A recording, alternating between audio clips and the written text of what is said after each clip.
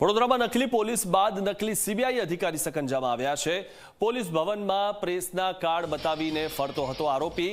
રોબ જમાવવા માટે અલગ અલગ જગ્યાએ નકલી ઓળખ આપીને ફરતો હતો। પોલીસ અધિકારીઓને ઓળખ પર શંકા જતા તપાસ કરી અને તપાસના અંતે ઘનશ્યામ સંઘાણીને પોલીસે ઝડપી પાડ્યો છે। તપાસમાં પોલીસને બોગસ દસ્તાવેજો પણ મળી આવ્યા છે।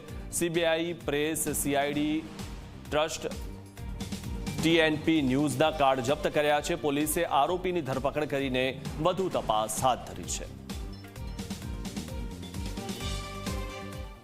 વડોદરાની અલગ અલગ એજન્સીસમાં જાય છે અને આ આઈ કાર્ડનો ઉપયોગ કરે છે। પોતાની ઓળખ પ્રેસ વિભાગનો માણસ કહે છે, પણ આ સંસ્થાઓ દ્વારા એમને, આ ટ્રસ્ટ દ્વારા એમને આઈડી મળી હોય એવી રીતને પણ પોતાની ખોટી ઓળખ આપે છે અને ખોટી ઓળખ આપી અને સરકારી તંત્ર સાથે એના બદ ઇરાદાના જે પણ કામ હોય એ પૂરા કરવાના એણે પ્રયત્નો કરેલા હોય એવું એને એમો લાગે છે। અમારા ધ્યાને અત્યારે હાલ કોઈ આવેલ નથી બાબત, ખાલી અમારા ધ્યાને એટલું આવેલ છે કે એની પાસે આ આઈ કાર્ડ હતા ને આઈ કાર્ડને ખરાઈ કરતા એ આઈ કાર્ડ કોઈ એવી ટ્રસ્ટ હોય તો ટ્રસ્ટમાં રજીસ્ટર થયેલો હોય એવું ધ્યાને નથી આવેલું।